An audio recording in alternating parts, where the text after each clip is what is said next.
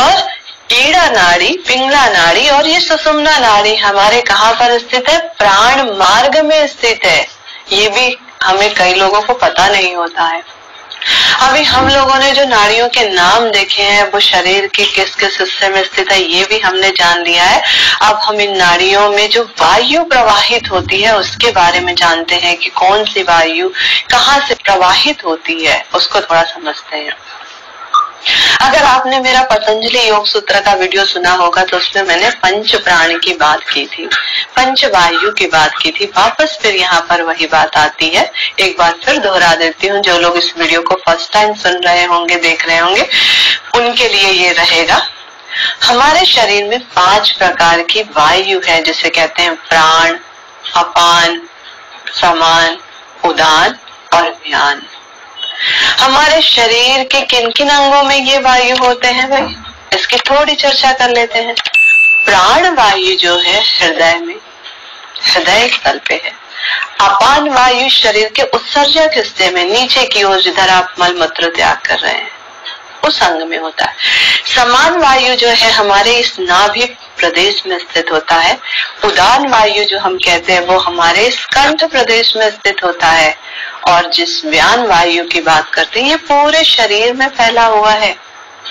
और हमारे शरीर में जो है इन 5 प्राण वायु के अलावा 5 जो है इसके सहायक प्राण वायु होते हैं, जो कहीं ना कहीं हमारे क्रियाकलापों को क्या करते हैं? व्यवस्थित करते हैं, प्रभावित करते हैं। उनके बारे में भी थोड़ा सा सुन लेते हैं हम, क्या है।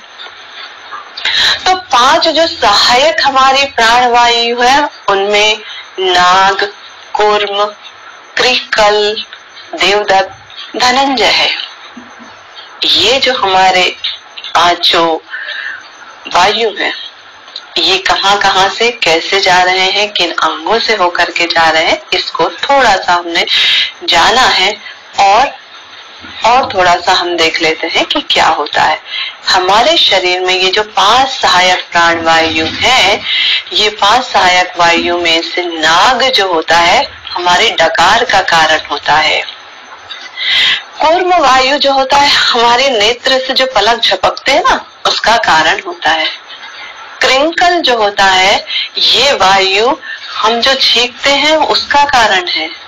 और देवदत्त वायु जो है हमारे जमाई का कारण है। और मृत्यु उपरांत जो डेड बॉडी होती है, शव जो होता, उसमें सर्वव्यापी होता है धनंजय वायु। ये कभी नहीं छोड़ता है। जब प्राण को शरीर के मध्य में नाभि में एकत्रित करते हैं तो ये हमारे ईड़ा, पिंगला और सुषुम्ना से प्रवाहित होने लगती है। कैसे आप इकट्ठा करते हैं? प्राणायाम के माध्यम से करते हैं। इस अवधि में माना जाता है कि मनुष्य ज्ञान से लबालब होगा। कब? जब पूरा प्राण आपके नाभि में एकत्रित है तो ज्ञान का भरमार होगा आपके में। ईड़ा जो नाड़ी होता है हमारा, ये चंद्र का प्रतीक होता है। पिंगला जो नाड़ी होता है ये सूर्य का प्रतीक होता है।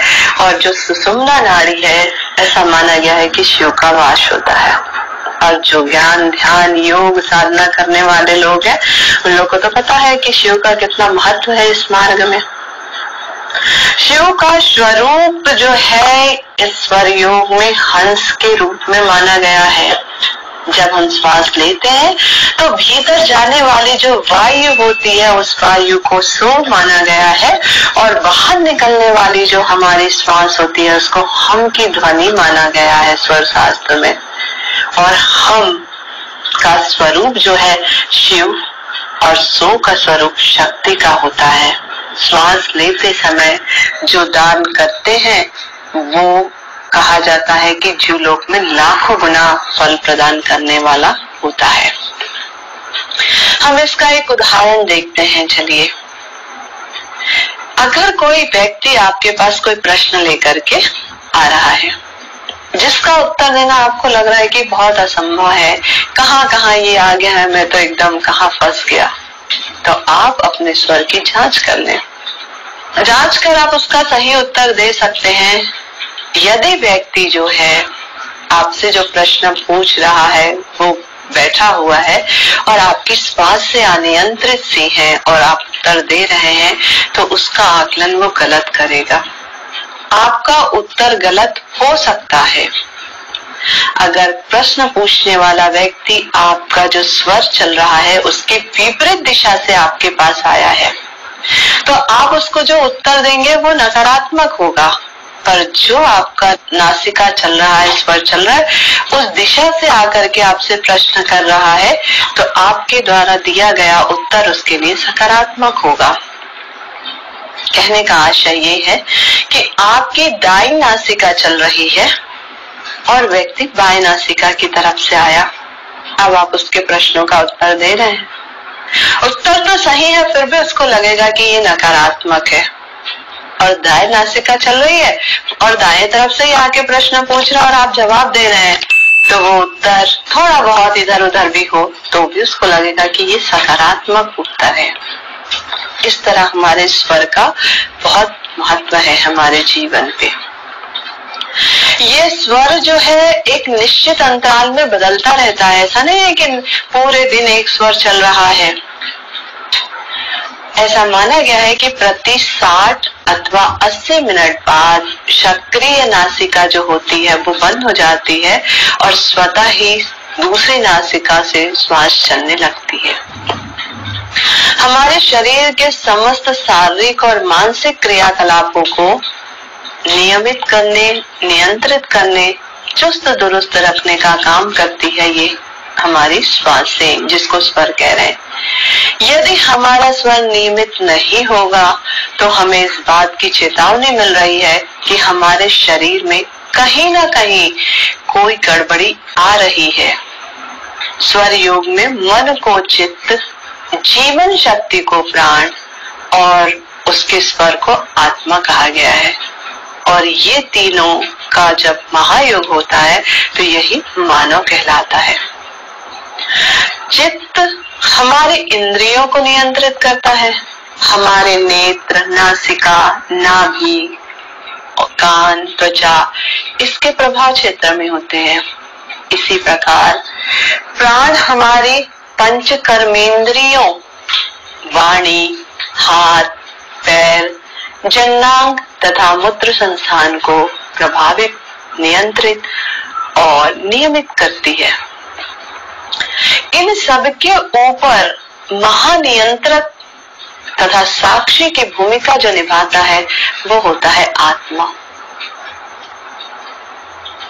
अब आप लोग को मुझे लगता है धीरे धीरे स्वर क्या है ये समझ में आने लग गया, श्वास और प्रश्वास क्या है ये समझ में आने लग गया है। और ये स्वर योग जो है मस्तिष्क श्वसन तंत्रिका विज्ञान है, ये भी थोड़ी बात समझ में आ रही होगी। आगे बढ़ते हैं। जब स्वर का प्रवाह बाएं नासिका से होता है उस समय चित्त क्रियाशील होता है हमारा, और प्राण जो है अपेक्षाकृत कमजोर रहता है। जब हमारे स्वर का प्रवाह राइट नॉस्ट्रल से चल रहा होता है तो हमारा प्राण जो है शक्तिशाली हो जाता है। और हमारा जब स्वर का प्रवाह दोनों नासिका में समान रूप से चलने लग जाता है तो व्यक्ति का जो आत्म पक्ष होता है एकदम प्रबल हो जाता है, स्ट्रांग हो जाता है। ऐसा माना जाता है कि बाएं नासिका जब चल रहा होता है तो ऋणात्मक और दाएं नासिका जब चल रहा होता है तो धनात्मक ऊर्जा का प्रवाह हमारे प्राण मार्ग में होता रहता है। इसीलिए दाहिना नासिका को पिंगला नाड़ी सूर्य का तेज माना जाता है और बाएं नासिका को चंद्रमा का प्रवाह जो कि कैसा होता है, शांति का प्रतीक होता है। जब हमारे ये स्वर बदलते हैं तो समय अल्पकाल के लिए ईड़ा और पिंगला दोनों में एक साथ चलने लग जाता है। इसे हम कहते हैं सुषुम्ना नाड़ी। सुषुम्ना नाड़ी जब चलती है तो ये मुश्किल से 1-2 मिनट के लिए होता है और ये संक्रमण काल होता है। सुषुम्ना नाड़ी के प्रवाह के समय में हमारे विचार जो होते हैं और मन का जो हलचल होता है एकदम न्यूनतम कम हो जाता है। मन शांत और एकाग्र रहता है, इसलिए इसे शून्य स्वर कहते हैं। और ये माना जाता है कि जब सुषुम्ना नाड़ी चल रहा हो तो इस समय ध्यान सबसे अच्छा होता है।